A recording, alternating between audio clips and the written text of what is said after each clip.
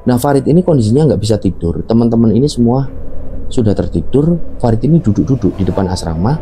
Tiba-tiba Farid ini melihat ada sosok pocong. Pocong ini berdiri tepat di sebelah pohon pisang itu. Farid ini melihat dengan sangat jelas. Wajah dari pocong ini hitam seperti gosong dan matanya ini hampir keluar. Dan gak begitu lama Farid ini duduk-duduk. Farid ini melihat ada seorang santri yang duduk ini gak jauh dari Farid. Nah, Farid ini agak kaget karena Farid ini awalnya gak ngelihat ada seorang santri di sana. Nah, santri yang dilihat oleh Farid ini posisi duduknya ini membelakangi Farid. Farid ini juga melihat kalau songkok yang dipakai oleh santri itu agak miring ke kanan. Songkok itu berwarna hitam. Dan setelah berkenalan ternyata santri itu bernama Mukhbar.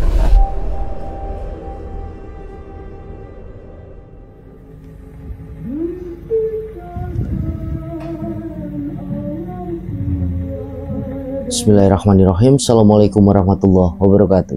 Apa kabar rencang semua? Semoga semuanya dalam keadaan sehat, selalu diberikan kelancaran dalam beraktivitas dan juga kelancaran rezeki. Kembali lagi berjumpa dengan saya Sukma Arga, dan alhamdulillah di video kali ini kembali saya akan bercerita tentang kejadian mistis yang terjadi di sebuah pondok pesantren. Nah, buat rencang semua yang menonton tayangan kali ini dan belum subscribe, yuk subscribe dulu dan jangan lupa untuk klik notifikasi loncengnya. Tentunya agar channel ini semakin berkembang dan saya semakin bersemangat lagi dalam membagikan cerita-cerita terbaru. Dan semoga amal kebaikan rencang semua dibalas sesuatu yang lebih besar dan berlipat-lipat oleh Allah Subhanahu wa taala. Amin. Baik, tanpa berlama-lama, pasang headphone masing-masing dan tetap waspada sekeliling Anda. Ana kidung rumaksa ing wengi teguh ayu luput ing lara.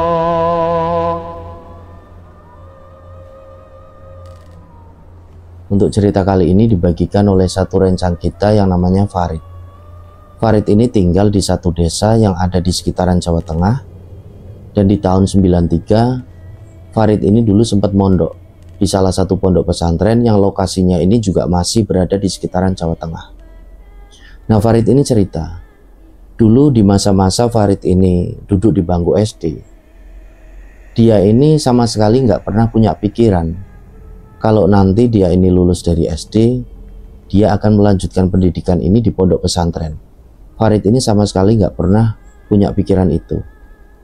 Tapi waktu itu ayahnya dari Farid ini seringkali memberi pesan ke Farid, menasihati Farid, kalau Farid ini nanti lulus dari SD, ayahnya ini menghendaki Farid ini untuk melanjutkan pendidikan di pondok pesantren. Karena ayahnya ini ingin kalau Farid ini menjadi pemimpin yang baik bagi adik-adiknya. Karena memang Farid ini adalah anak pertama dari 3 bersaudara, dan kedua adik dari Farid ini adalah perempuan. Selain dari itu, ayahnya ini pernah bilang sama Farid, "Le, pokoknya kamu nanti lulus dari SD ini, kamu ini langsung mondok aja di pondok pesantren yang udah tak pilihin sama ayah. Kamu ini jadi andalan ayah. Kamu kan anak pertama, ayah ini mengandalkan kamu agar kamu ini nantinya bisa mimpin adik-adikmu, dan kamu ini juga bisa ngaji agar nantinya kalau ayah dan ibu ini udah nggak ada, udah meninggal, kamu ini bisa mimpin adik-adikmu untuk selalu mendoakan kedua orang tua kalian." Jadi itulah pesan yang diingat oleh Farid dari sosok ayahnya. Nah, Farid sendiri kenapa waktu itu nggak pernah punya pikiran untuk melanjutkan ke pondok pesantren? Dulu Farid ini punya 2 alasan. Yang pertama, Farid ini ingin seperti teman-teman Farid ini kebanyakan di kelas 5 SD. Farid ini dan teman-teman sempat membahas kalau nanti mereka ini lulus dari SD, mereka ini akan melanjutkan ke salah satu SMP favorit yang ada di wilayah sekitaran daerah tempat tinggal Farid. Itu alasan yang pertama. Nah, alasan yang kedua, Farid ini seringkali mendengar cerita-cerita dari orang-orang yang ada di kampungnya itu. Orang-orang ini yang dulu ketika masih muda ini pernah mondok. Farid ini sering diceritain kalau di pondok ini seringkali terjadi kejadian-kejadian horor ataupun kejadian-kejadian mistis. Jadi seperti ada penampakan-penampakan dari makhluk tak kasat mata. Lalu nggak jarang pula seringkali terjadi barang milik pribadi ini secara tiba-tiba ini hilang. Padahal belum tentu hilangnya ini karena ada mitos ini diumpetin oleh penghuni ataupun sosok tak kasat mata yang ada di pondok itu. Padahal belum tentu. Padahal seperti yang kita tahu di pondok ini kan kita ini punya banyak sekali teman, dan di situ bisa saja barang pribadi kita ini dipinjam dan lupa untuk dikembalikan. Tapi waktu itu Farid ini mendengar cerita-cerita itu dari orang-orang ini yang dulu pernah mondok. Nah, sampai pada akhirnya karena dua alasan itu Farid ini akhirnya sama sekali nggak tertarik dan nggak pernah punya pikiran untuk melanjutkan ke pondok pesantren.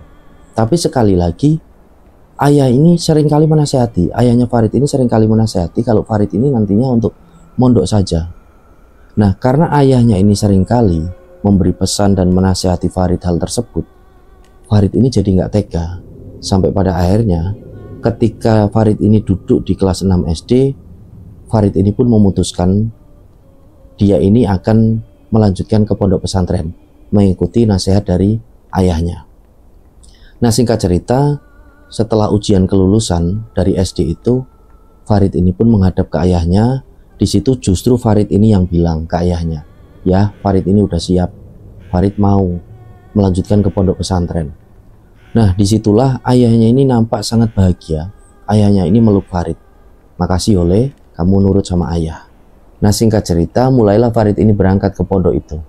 Dan ketika berangkat pertama kalinya, Farid ini diantar oleh ayah, ibu, dan dua adik perempuannya. Dan sesampainya di sana, yang pertama kali Farid ini lihat, lokasi dari pondok pesantren itu bisa dikatakan cukup jauh dari pemukiman warga. Di sekitar pondok itu cuma dikelilingi oleh kebun-kebun. Nah, setelah diantar oleh ayah, ibu, dan dua adik perempuannya itu, mulailah Farid ini menimba ilmu di sana. Dan di awal-awal Farid ini mondok, menimba ilmu di pondok itu, Farid ini mengakui dia ini merasa nggak betah, dia ini nggak nyaman dan pengen pulang aja. Jadi hal itu beberapa kali dia utarakan ke ayahnya. Farid ini pengen pulang aja dan Farid ini mau melanjutkan ke sekolah umum biasa ataupun SMP. Tapi waktu itu ayahnya ini selalu memberi motivasi Farid agar Farid ini betah mondok di sana. Sampai pada akhirnya di 1 bulan pertama Farid ini mondok, Farid ini mulai bisa beradaptasi dan Farid ini sudah mulai mengenal beberapa santri lain. Dan ternyata Farid ini juga baru tahu santri-santri lain ini nggak cuma berasal dari sekitaran Pulau Jawa. Banyak dari santri lain ini yang ternyata berasal dari luar Jawa. Ada yang dari Sumatera, ada yang dari Kalimantan, ada yang dari Lombok. Banyak sekali. Nah, disitulah Farid ini akhirnya mulai beradaptasi dan Farid ini pun punya beberapa teman. Nah, di 1 bulan Farid ini mondok, Farid ini belum mengalami kejadian ganjil ataupun kejadian mistis seperti yang pernah Farid ini dengar dari orang-orang yang ada di kampungnya, orang-orang yang dulu ini pernah mondok. Farid ini belum mengalami satu kejadian aneh apapun. Nah, singkat cerita, setelah 3 bulan Farid ini tinggal di pondok itu, barulah dia ini mengalami satu kejadian, di mana kejadian itu nggak pernah bisa dilupakan Farid seumur hidupnya. Karena kejadian itu adalah kali pertamanya Farid ini melihat ada sesuatu yang benar-benar di luar nalar. Jadi waktu itu Farid dan semua santri lain ini mengikuti pengajian rutinan yang diselenggarakan di masjid dari pondoknya Farid. Semua santri ini mengikuti. Nah, di sekitaran jam 9 malam, di tengah-tengah acara pengajian, Farid ini kebelet pengen buang air kecil. Farid ini jalan sendirian keluar dari masjid untuk menuju ke kamar mandi yang ada di masjid itu. Dan sesampainya di sana ternyata semua kamar mandi di masjid itu kondisinya sedang terpakai. Nah, mau nggak mau Farid ini pun harus nyari kamar mandi lain. Farid ini memilih untuk menggunakan kamar mandi yang lokasinya ini ada di dekat dari asramanya si Farid. Lokasinya juga agak jauh dari masjid dan Farid ini jalan sendirian ke sana. Nah, sesampainya di sana kondisinya ini sepi, asrama juga sepi karena semua santri ini sedang berada di masjid. Farid ini masuk ke salah satu dari kamar mandi yang ada di sana, karena di sana ini sebenarnya ada 3 kamar mandi. 3 kamar mandi ini posisinya ini berjajar, saling berdampingan. Farid ini masuk ke salah satu dari kamar mandi yang ada di sana. Nah, penerangan dari kamar mandi yang ada di sana ini remang-remang, cuma menggunakan bolam berwarna kuning hangat. Farid ini masuk. Nah, di kamar mandi yang ada di sana, bak kamar mandinya ini jadi satu. Artinya bak kamar mandi ini menggunakan model zaman dulu gitu loh. Jadi air ini kelihatan dari kamar mandi sebelah, karena di situ ada sekat dinding yang bolong ini hanya di antara bak mandinya itu. Jadi ada bolongan. Nah, mulailah Farid ini kencing. Nah, di tengah-tengah Farid ini kencing, Farid ini mulai mendengar ada aktivitas dari kamar mandi sebelah. Awalnya Farid ini nggak mikir macam-macam, tapi setelahnya Farid ini mulai berpikir, loh, ini semua santri kan sedang berada di masjid. Ini yang ada di sebelah ini siapa? Jadi Farid ini mendengar ada suara gayung ini seperti mengambil air dari kamar mandi sebelah. Nah, Farid ini agak merinding. Dia ini cepat-cepat kan menyelesaikan kencingnya itu. Dan ketika Farid ini menyiram air kencingnya itu, Farid ini mulai melihat ada sesuatu yang keluar dari air yang ada di bak mandi dari kamar mandi itu. Sesuatu ini dilihat oleh Farid, dan tiba-tiba Farid ini melihat di situ keluar seonggok tangan. Tangan ini ukurannya cukup besar dan berwarna ini hitam seperti gosong. Nah, disitulah Farid ini benar-benar ketakutan. Dia ini langsung teriak-teriak. Dia langsung keluar dari kamar mandi, lari ini menuju ke masjid. Nah, sesampainya di masjid, teman-teman dari Farid ini kan tanya, "Rid, kamu ini kenapa, Rid? Kok wajahmu pucat gitu? Terus kamu ini ngos-ngosan?" Farid ini diem aja waktu itu, hanya memberi kode ke teman-temannya. Udah lanjutin aja dulu pengajiannya. Nanti tak ceritain di asrama." Nah, singkat cerita, setelah pengajian ini selesai, semua santri termasuk Farid ini kembali ke asramanya masing-masing. Nah, di asrama Farid ini mulai cerita. Teman-temannya ini mendengarkan semuanya. Farid ini cerita kalau dia ini melihat ada seonggok tangan, ukurannya ini besar dan berwarna hitam ini seperti gosong. Dan ternyata beberapa dari teman Farid ini juga mengalami kejadian yang aneh, kejadian yang ganjil ketika berada di kamar mandi itu. Salah satu teman dari Farid namanya Anto. Di situ juga ikut cerita. Jadi waktu itu Anto ini di tengah malam, sekitaran jam 12 malam, Anto ini kebangun dari tidurnya karena dia ini pengen buang air besar. Nah, ketika Anto ini bangun, Anto ini melihat di situ semua teman-temannya di asrama itu tidur. Anto ini sempat bangunin beberapa temannya untuk diantarkan ke kamar mandi karena Anto ini udah merasa takut. Tapi semua teman dari Anto di asrama itu nggak pada bangun. Nah, akhirnya Anto ini jalan sendirian ke kamar mandi yang ada di dekat asrama itu.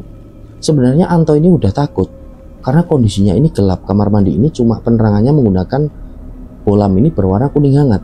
Tapi daripada Anto ini menahan rasa mules di tengah malam, itu kan rasanya nggak enak. Anto ini jalan sendirian ke kamar mandi. Anto ini nekat.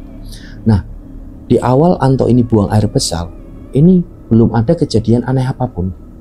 Sampai di tengah-tengah Anto ini sedang BAB buang air besar, tiba-tiba dari kamar mandi sebelah ini yang tadinya ini nggak ada yang make, Anto ini mulai mendengar ada suara siulan. Nah, Anto ini kan di situ secara otomatis langsung tanya kan, di situ ada orang ya? Siapa di situ? Tapi nggak ada sautan sama sekali. Justru siulan ini bertambah kencang. Nah, disitulah Anto ini ketakutan. Dia ini langsung cepet-cepet cebok. Nah, setelahnya Anto ini pelan-pelan keluar dari kamar mandi. Anto ini melihat ke kamar mandi sebelah, karena di situ ada 3 kamar mandi. Anto ini melihat 2 kamar mandi di sebelahnya kamar mandinya Anto ini kosong, nggak ada siapapun di situ. Nah, disitulah Anto ini kaku karena dia ini ketakutan. Seluruh tubuhnya ini bergetar. Dan setelahnya dari kamar mandi yang ada di tengah ini nggak ada orangnya sama sekali. Terdengar ada suara siulan kembali. Nah, disitulah Anto ini langsung seperti bisa menggerakkan badannya. Anto ini pun keluar dari kamar mandi. Dia ini lari menuju ke kamar. Dia langsung melanjutkan tidurnya. Nah, beberapa teman lain ini juga cerita. Banyak sekali kejadian-kejadian mistis ini ternyata yang terjadi di lingkungan dari sekitaran asramanya si Farid ini. Nah, berjalannya hari ke hari, Farid ini mulai merasakan kalau dia ini mulai bisa melihat hal-hal yang di luar nalar. Jadi waktu itu Farid ini pulang dari acara pengajian seperti biasa dengan teman-temannya. Nah, setelah Farid ini keluar dari masjid, Farid ini kan jalan menuju ke asramanya. Nah, di tengah perjalanan untuk menuju ke asramanya Farid, memang ada satu pohon yang besar di situ. Farid ini tiba-tiba melihat di situ ada sosok ini yang bergelantungan. Sosok ini ukurannya tinggi besar, kakinya ini di atas, tapi kepalanya ini di bawah. Sosok ini besar. Nah, Farid ini sempat tanya dengan teman-temannya waktu itu, kalian lihat itu enggak? Kalian semua lihat itu enggak? Nah, teman-temannya ini bingung, lihat apa Rid? Lihat apa Rid? Semua teman-teman dari Farid ini enggak ngelihat di situ ada sosok yang tinggi besar itu. Nah, disitulah teman-temannya ini merinding dan langsung bilang ke Farid, udah Rid, langsung ke kamar aja, kamar aja, udah nggak usah macam-macam. Farid ini pun kondisinya ketakutan. Farid ini nurut, dia langsung dibawa ke kamar oleh teman-temannya itu. Nah, berjalannya hari, Farid ini mulai sering melihat sesuatu yang benar-benar di luar nalar. Waktu itu Farid ini sempat mikir, ini kok aku ketika mondok di sini kok jadi bisa ngelihat hal-hal yang di luar nalar, yang nggak semua orang ini pada umumnya bisa melihat. Farid juga pernah melihat ketika di malam hari Farid ini nggak bisa tidur. Dia ini melihat ke depan dari asrama. Di depan asrama ini ada seperti kebun. Ada pohon-pohon yang ada di sana, ada juga beberapa pohon pisang. Nah, Farid ini kondisinya nggak bisa tidur. Teman-teman ini semua sudah tertidur. Farid ini duduk-duduk di depan asrama. Tiba-tiba Farid ini melihat satu pohon pisang ini daunnya bergerak-gerak ini sendiri. Jadi semua daun ini kondisinya diam karena nggak ada angin. Cuma satu daun ini yang bergerak. Nah, Farid ini terus mengamati dan tiba-tiba Farid ini melihat di situ ada sosok pocong. Pocong ini berdiri tepat di sebelah pohon pisang itu. Farid ini melihat dengan sangat jelas wajah dari pocong ini hitam seperti gosong dan matanya ini hampir keluar. Nah, disitulah Farid ini lari, dia masuk ke kamar dan dia ini pun berusaha untuk tidur. Jadi banyak sekali hal-hal yang di luar nalar yang mulai dilihat oleh Farid ketika mondok di pondok pesantren itu. Farid juga merasa heran waktu itu. Sekali lagi Farid ini sempat berpikir, ini kenapa ya?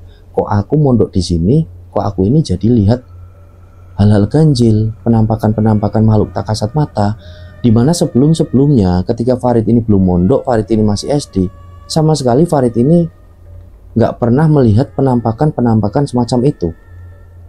Nah, sempat dalam hatinya Farid ini ingin berkonsultasi dengan Pak Kiai Hamid. Pak Kiai Hamid ini seorang kiai yang ada di sana, tapi niatan itu diurungkan oleh Farid.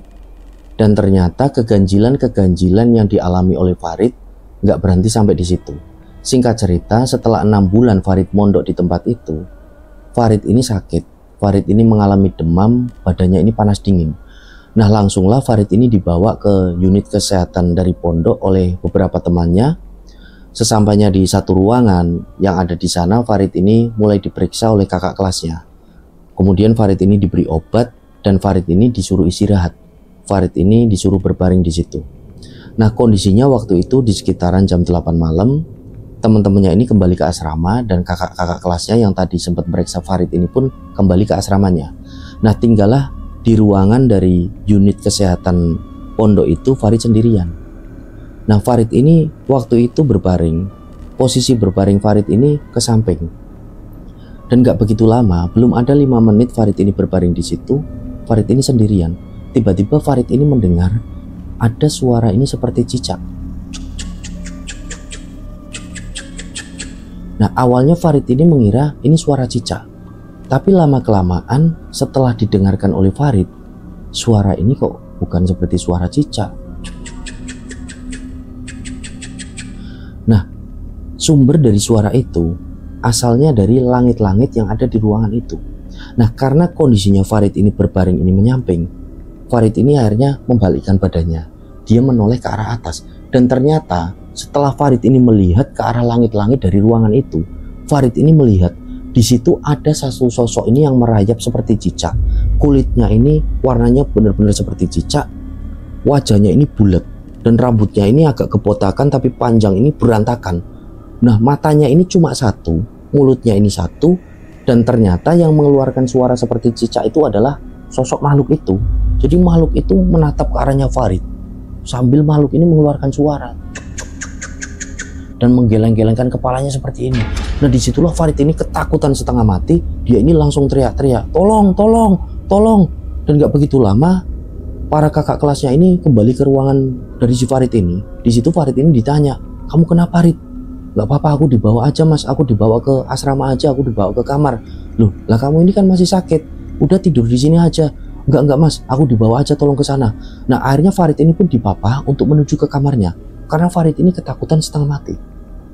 Nah setelah mengalami kejadian seperti itu, beberapa hari kemudian alhamdulillah Farid ini pun sembuh dari sakit demamnya. Dan waktu itu ada satu kejadian lagi. Pada suatu malam Farid ini nggak bisa tidur. Semua teman-temannya ini sudah tidur. Farid ini nggak bisa tidur, hatinya ini kerasa gelisah. Entah waktu itu karena mungkin Farid ini sedang kangen, Farid ini sedang rindu dengan kedua orang tuanya yang ada di rumah. Farid ini benar-benar nggak bisa tidur. Waktu itu sekitaran jam 10 malam. Semua temannya ini sudah tidur, Farid ini duduk-duduk di depan asrama. Dan nggak begitu lama Farid ini duduk-duduk, Farid ini melihat ada seorang santri yang duduk ini nggak jauh dari Farid. Nah Farid ini agak kaget karena Farid ini awalnya nggak ngelihat ada seorang santri di sana. Nah santri yang dilihat oleh Farid ini posisi duduknya ini membelakangi Farid. Farid ini juga melihat kalau songkok yang dipakai oleh santri itu agak miring ke kanan. Songkok itu berwarna hitam. Nah Farid ini nggak mikir macam-macam. Farid ini justru seneng. Wah ada temennya, dia mungkin juga belum bisa tidur. Nah Farid ini pun jalan menghampiri santri itu. Dan setelah Farid ini menyapa santri itu, Farid ini tanya, kamu ini asramanya sebelah mana? Kok aku nggak pernah lihat kamu sebelumnya? Aku asramanya agak jauh, yang agak di pojok sana, jawab santri itu. Dan setelah berkenalan ternyata santri itu bernama Mukhbar. Nah Farid awalnya ini agak aneh mendengar nama Mukhbar, karena nama itu sangat asing di telinga dari Farid. Namanya ini kok agak aneh, namanya Mukhbar. Tapi waktu itu Farid ini nggak mikir macam-macam. Ya kemungkinan karena itu memang nama pemberian dari orang tuanya. Nah setelah bertemu di malam itu, Farid ini mulai dekat dengan Mukhbar. Jadi karena Farid ini sebenarnya agak dijauhi oleh teman-teman asramanya waktu itu. Karena teman-teman asramanya ini agak takut kalau dekat dengan Farid. Karena Farid ini seringkali cerita kalau dia ini seringkali melihat penampakan makhluk tak kasat mata. Makanya teman-temannya ini agak menjauh. Nah waktu itu setelah bertemu dengan Mukhbar, Farid ini jadi semakin sering kali ini ngobrolnya ini dengan Mukhbar. Dan satu-satunya kesempatan Farid ini ketika bertemu dengan Mukhbar adalah ketika ada ataupun digelar ini acara pengajian rutin di masjid. Nah disitulah setelah acara pengajian, Farid dan Mukhbar ini seringkali ngobrol, mereka ini bercanda dan mereka ini seringkali bareng. Nah berjalannya waktu ada musim sambangan. Musim sambangan ini kalau di pondok adalah musim kunjungan. Jadi orang tua dari para santri ini datang untuk mengunjungi anak-anaknya. Nah waktu itu orang tua dari Farid, ayah, ibu dan kedua adik perempuannya ini mengunjungi Farid. Nah Farid ini di situ senang sekali ketemu dengan kedua orang tuanya, ketemu dengan adik-adiknya. Di situ mereka ini makan. Jadi banyak sekali santri-santri ini yang dikunjungi oleh orang tuanya. Nah waktu itu Farid ini ngelihat ke sekitar. Ini Mukhbar ini di mana? Kok dia ini nggak kelihatan? Dia ini apa nggak dikunjungi sama orang tuanya? Nah waktu itu Farid ini berkumpul dengan keluarganya. Setelahnya keluarganya ini pun pulang. Di situ Farid ini ditinggali banyak sekali makanan, banyak sekali jajanan oleh orang tuanya ini untuk stoknya Farid. Farid ini senang. Nah dibawalah makanan dan jajanan itu ke kamarnya. Nah di malam harinya ada acara pengajian. Jadi waktu itu Farid ini ketemu dengan Mukhbar. Setelah pengajian itu Farid ini tanya, Mu, kamu ini kemana Mu? Kok tadi acara sambangan kamu ini nggak kelihatan? Emangnya kamu ini nggak ditengokin sama kedua orang tuamu? Nah Mukhbar ini menggeleng-gelengkan kepala aja. Setelahnya dia ini menjawab, enggak, karena rumahku ini jauh. Nah disitulah Farid ini baru tahu alamat dari Mukhbar ini. Loh lah kamu emang rumahnya mana? Jauhnya mana? Ya jauh, masih di sekitaran Jawa Tengah tapi agak jauh. Tempat tinggalku ini di Alas Roban. Nah waktu itu Farid ini nggak tahu menau Alas Roban ini ada di mana. Karena waktu itu kondisinya Farid ini masih SMP kan, seusia anak SMP. Jadi Farid ini nggak tahu Alas Roban ini ada di mana. Pokoknya ya jauh lah di sana kata Mukhbar ini. Pokoknya agak jauh masih di Jawa Tengah. Namanya ini Alas Roban. Oh jadi orang tuamu nggak kesini? Enggak, orang tuaku nggak kesini, jawab si Mubar ini. Oh ya sudah kalau gitu, ayo ikut ke asramaku aja, ini tak ambilin banyak makanan, banyak jajan ini dari orang tuaku. Nah Mubar ini senang. Berjalanlah mereka berdua ini menuju ke asrama. Setelahnya mereka ini makan bareng di depan asrama. Dan singkat cerita, 1 minggu kemudian, di sekitaran jam setengah 9 malam, Farid ini sedang berada di kamar dari asramanya. Farid ini dihampiri oleh salah seorang pesuruh dari Pak Kiai Hamid. Farid ini disuruh untuk menghadap dari Kiai Hamid. Mas Farid, ditimbali Pak Yai, disuruh ke dalam. Oh nggih mas, matur nuwun. Akhirnya Farid ini pun jalan menuju ke rumahnya dari Pak Kiai Hamid. Farid ini jalan ke sana, dan sesampainya di sana, Farid ini pun disapa oleh Pak Kiai Hamid. Rid, gimana Rid? Betah Rid mondok di sini? Alhamdulillah Pak Kiai, betah. Gimana pelajarannya, lancar ya? Alhamdulillah lancar Pak Kiai. Nah waktu itu Farid ini juga sempat agak heran. Ternyata Pak Kiai Hamid ini mengenal satu-satu dari santri yang ada di sana. Padahal santri ini banyak sekali, ratusan. Tapi Pak Kiai Hamid ini kok kenal ya sama satu persatu santrinya. Dan setelahnya Farid ini pun disuruh duduk. Nah Farid ini duduk, Pak Kiai juga duduk. Setelahnya Pak Kiai ini tanya dengan Farid, Rid, kamu ini akrab ya Rid dengan Mubar? Nah Farid ini kaget loh. Nah Pak Kiai ini juga kenal dengan Mubar Pak. Ya kenal lah, kamu akrab ya sama dia? Iya Pak Kiai, alhamdulillah ya baru kenal beberapa bulan lah. Ya akrab, bisa dibilang akrab lah Pak Kiai. Oh ya sudah. Akhirnya di situ Pak Kiai ini memanggil salah satu pesuruhnya. Lebih tepatnya ini sopir dari Pak Kiai, sopir pribadinya. Namanya ini Ujang. Ujang ini aslinya orang Jawa Barat, tapi yatim piatu dan diadopsi oleh Pak Kiai untuk tinggal di pondok itu semenjak Ujang ini kecil. Ujang ini dipanggil oleh Pak Kiai Hamid itu. Jang, Ujang, sini Jang. Oh iya Pak Kiai, ada apa Pak Kiai? Sini duduk. Ini kamu ceritain tentang Mubar ini sebenarnya siapa sama si Farid. Oh Mubar Pak Kiai. Iya Pak Kiai. Nah disitulah Ujang ini cerita. Farid ini mendengarkan dan Pak Kiai ini juga duduk di situ sembari memainkan jenggot putihnya sembari tersenyum-senyum. Nah disitulah Ujang ini mulai cerita tentang siapa sebenarnya sosok Mubar ini dengan si Farid. Nah Farid ini duduk di situ dan mendengarkan ini dengan seksama. Jadi ceritanya di tahun sebelumnya Pak Kiai Hamid ini sempat dapat undangan dari saudaranya yang ada di Jakarta. Undangan ini adalah undangan acara resepsi pernikahan dan Pak Kiai Hamid ini didaulat untuk mengisi pengajian dalam acara tersebut. Nah Pak Kiai Hamid ini langsung menyanggupi. Dan sebenarnya saudara dari Pak Kiai Hamid ini menghendaki kalau Pak Kiai Hamid ini disuruh ke Jakarta ini untuk naik pesawat saja.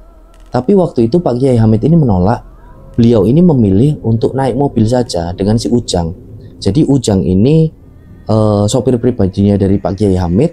Dan mereka ini pada akhirnya berangkat ini berempat. Ujang, Pak Kiai Hamid, dan ada 2 santri dari Pak Kiai Hamid ini yang diajak. Mereka berempat ini akhirnya berangkat menuju ke Jakarta menggunakan mobil. Dan otomatis mereka ini melewati jalur Pantura. Nah sampai di Jakarta, alhamdulillah ini nggak ada kendala apapun. Pak Kiai Hamid ini mulai ngisi pengajian yang ada di sana. Dan setelah mengisi pengajian, Pak Kiai Hamid ini memilih untuk langsung pulang. Di situ Pak Kiai Hamid beserta rombongan ini pun pamit. Pulanglah mereka berempat ini untuk menuju ke pondok pesantren. Nah secara otomatis karena melewati jalur Pantura, mereka ini melewati satu wilayah yang dinamakan Alas Roban. Nah sesampainya di wilayah Alas Roban ini di sekitaran jam 9 malam, kondisinya ini kan udah gelap. Nah waktu itu Ujang ini tiba-tiba bilang dengan Pak Kiai Hamid, Pak Yai ngapunten Pak, saya ini kok kebelet kencing. Loh lah kamu ini gimana Jang? Tadi di SPBU, di pom bensin kamu nggak mau kencing. Di sini mana ada toilet? Lah itu Pak Kiai, saya juga bingung. Tapi saya udah kebelet banget Pak Kiai. Ngapunten. Ya sudah kalau gitu, mobilmu kamu tepikan. Nah akhirnya mobil ini pun ditepikan oleh si Ujang di sisi dari jalan raya. Ujang ini langsung cepet-cepet. Dia ini nyari tempat untuk dia kencing. Nah waktu itu Ujang ini jalan untuk menuju ke satu tempat di mana di situ ada satu pohon ini yang cukup besar. Kondisinya ini di tepian dari hutan. Jadi seperti yang kita tahu, daerah Alas Roban ini kan didominasi oleh hutan-hutan ini yang lebat, hutan-hutan jati. Nah waktu itu di situ si Ujang ini langsung kencing begitu saja. Setelahnya Ujang ini kembali ke mobil. Disitulah Pak Kiai Hamid ini langsung bilang, ya sudah Jang, lanjut jalan aja, ayo. Mobil ini kembali dijalankan, dan belum ada 5 menit, tiba-tiba Ujang ini ngeluh dengan Pak Kiai Hamid. Ngapunten Pak Kiai, mohon maaf, anu saya ini kok jadi seperti nggak ada ya. Loh, maksudnya gimana Jang? Iya, ini saya kok ngerasa berat, badannya berat, terus kemaluan saya kok rasanya ini nggak ada. Nah, disitulah Pak Kiai Hamid ini menangkap ada satu keganjilan. Pak Kiai Hamid ini langsung bilang dengan si Ujang, berhenti Jang, putar balik mobilmu, kita kembali ke tempat kamu kencing tadi. Nah, Ujang ini pun nurut. Ujang ini disuruh putar balik mobilnya untuk menuju ke tempat Ujang ini tadi kencing oleh Pak Kiai Hamid. Ujang ini nurut. Mobil ini putar balik, dan gak begitu lama sampailah mereka di tempat tadi. Tempat mereka ini berhenti. Di situ Pak Kiai Hamid ini langsung turun untuk menuju ke satu pohon tempat tadi Ujang ini kencing. Pak Kiai Hamid ini jalan dengan tenang. Nah, sesampainya di pohon itu, Ujang dan 2 santri yang lain ini melihat Pak Kiai Hamid ini nampak melihat ke arah atas dari pohon itu. Matanya ini nampak melihat ke kanan, ke kiri, dan seolah-olah ini sedang mengobrol. Tapi waktu itu karena jaraknya agak jauh, Ujang dan 2 santri ini nggak mendengar apa yang dibicarakan oleh Pak Kiai Hamid itu. Dan Pak Kiai Hamid itu sedang bicara dengan siapa. Nah, setelah 10 menit, Pak Hamid ini kembali menuju ke mobil. Dia ini bilang sama si Ujang, udah Jang, langsung lanjut jalan, kita pulang, bismillah dulu. Iya Pak Kiai. Nah, akhirnya mobil ini kembali dijalankan. Gak ada 5 menit mobil ini baru jalan, Ujang ini pun berucap dengan gembira, alhamdulillah Pak Kiai, ini kemaluan saya rasanya udah kembali lagi. Oh ya, alhamdulillah kalau gitu. Kamu itu tadi ngencingin anak jin. Nah, Ujang ini langsung kaget di situ. Dan Pak Kiai Hamid ini pun tanya dengan si Ujang, ini tak tanya, kamu tadi pasti nggak permisi ya, nggak salam, nggak berdoa dulu. Ujang ini cuma cengengesan aja. Nggih Pak Kiai, ngapunten, saya udah kebelet Pak Kiai. Yo jangan gitu, kamu ini ngencingin anak jin, dan anak jin ini ikut dengan kita sekarang. Loh, lah 2 santri yang ada di belakang ini kan jadi kaget. Ah, yang bener Pak Kiai, jangan bercanda Pak Kiai. Iya bener, ini anak jin ini ikut. Nah, disitulah Pak Kiai Hamid ini cerita dengan Ujang dan 2 santri itu. Ternyata Ujang ini ketika kencing di satu pohon ini mengencingi anak jin, dan kedua orang tua dari anak jin itu nggak terima, bapak ibunya ini nggak terima. Dan disitulah mulai Pak Kiai Hamid ini bernegosiasi dengan orang tua dari jin itu, dimana awalnya kedua orang tua dari jin itu marah dengan si Ujang. Nah, Pak Kiai Hamid ini hanya berucap di situ, itu tolong saya minta maaf, dan tolong itu si Ujang dikembalikan seperti semula. Awalnya orang tua dari anak jin ini nggak mau untuk mengembalikan Ujang ini seperti semula, kemaluannya ini dikembalikan seperti semula. Tapi di situ Pak Kiai Hamid sekali lagi bilang, saya sudah minta maaf dan saya nggak mau bikin masalah dengan kalian. Tolong itu Ujang dikembalikan seperti semula, atau kalian sendiri tahu akibatnya apa kalau nggak ngembaliin Ujang seperti semula.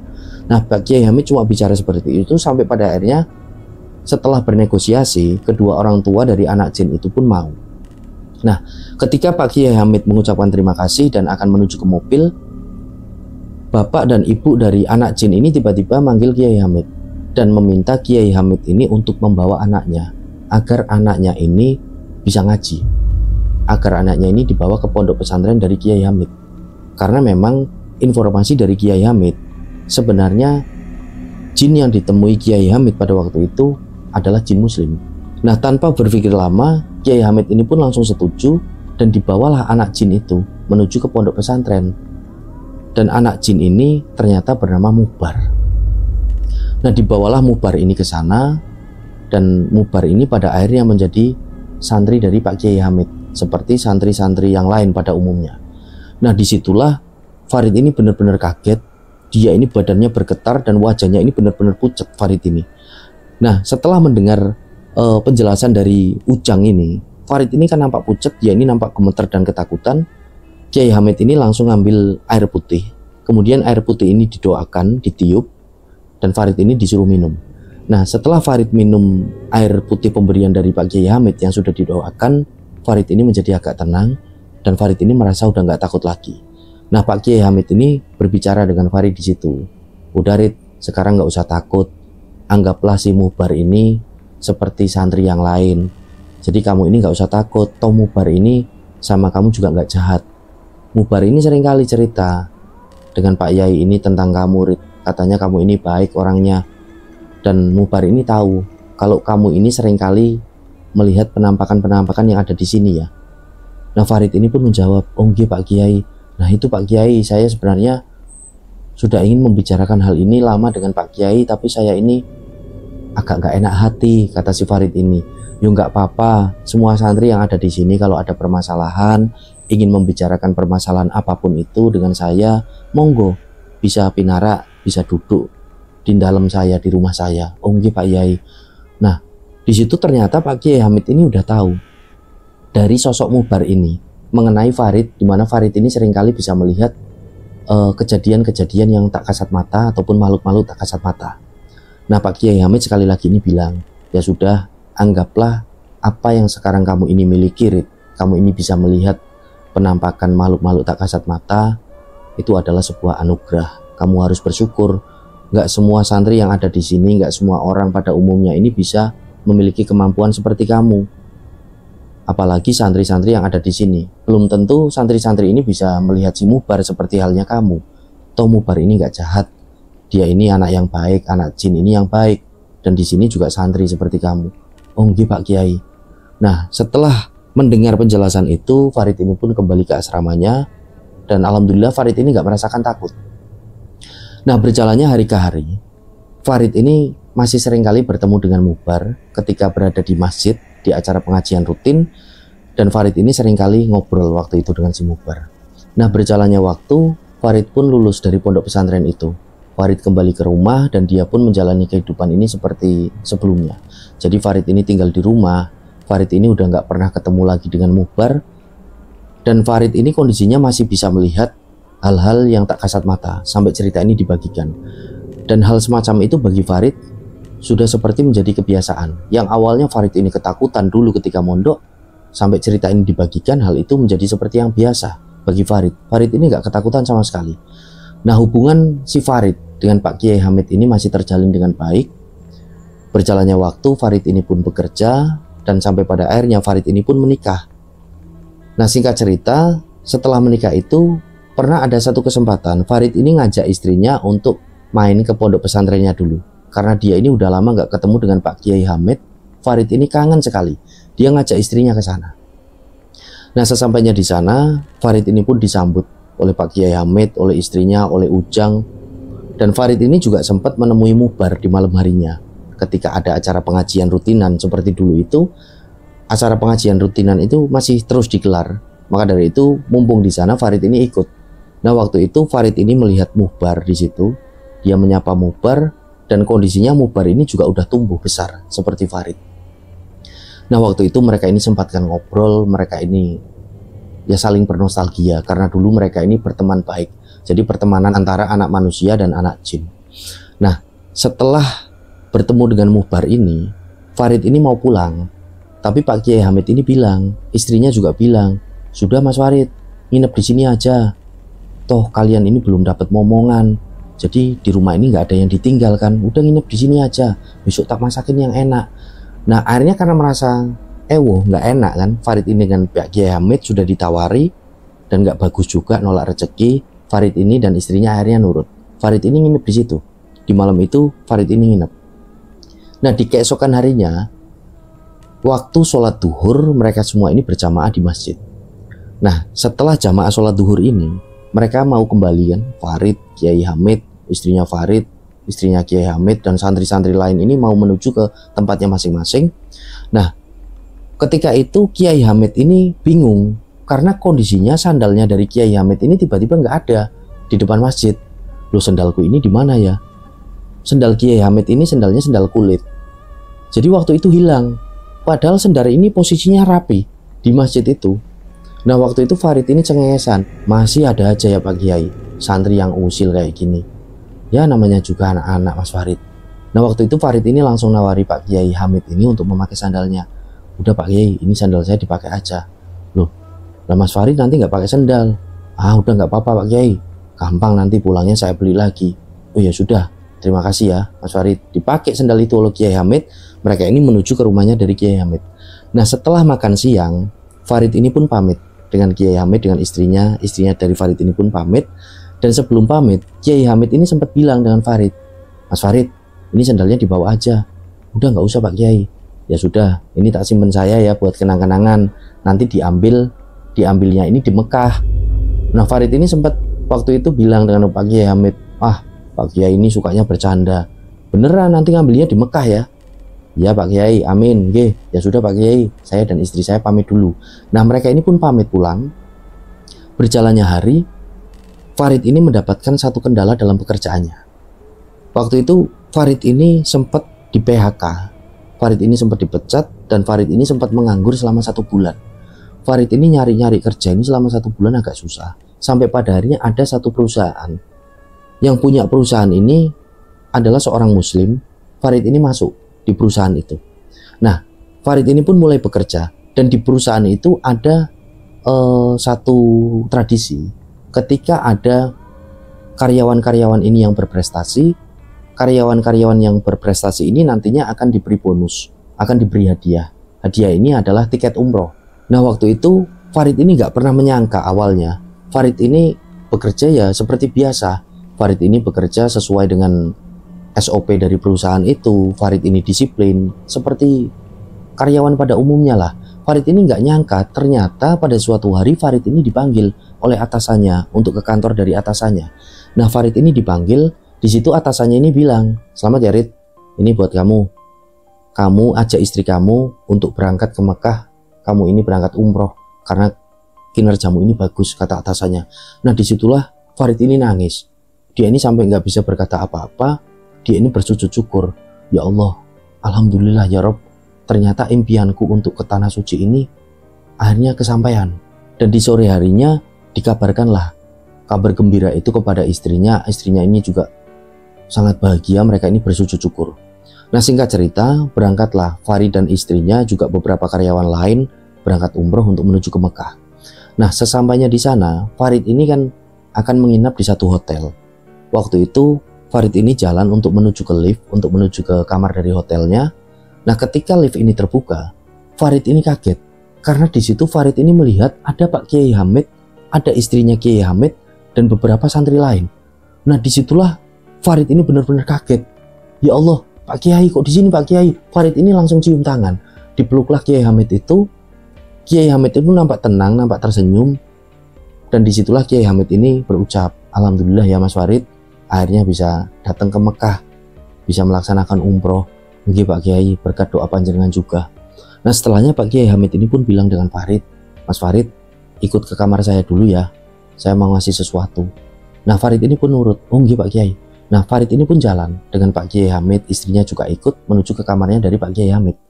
Kemudian Pak Kiai Hamid ini mengambil sesuatu dari dalam tasnya. Dan setelah dikeluarkan ini Farid ini kaget. Ternyata yang dibawa oleh Pak Kiai Hamid ini adalah sandal dari Farid. Ini Mas Farid, sesuai janji saya, sandal ini diambil di Mekah ya. Nah disitulah Farid ini nggak bisa berkata apa-apa. Dia ini cuma matanya berkaca-kaca dan sekali lagi ini memeluk dari Kiai Hamid ini. Farid ini nggak tahu waktu itu Pak Kiai Hamid ini punya karomah ataupun apa.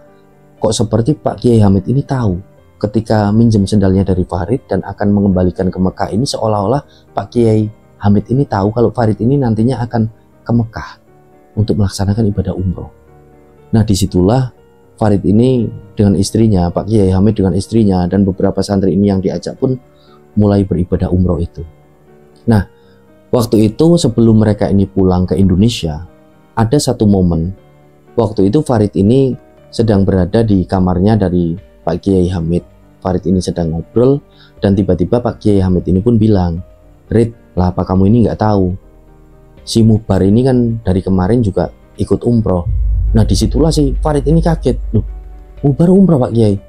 Iya, itu kan anak jin muslim juga umroh. Ikut saya itu dari kemarin. Emang kamu nggak lihat?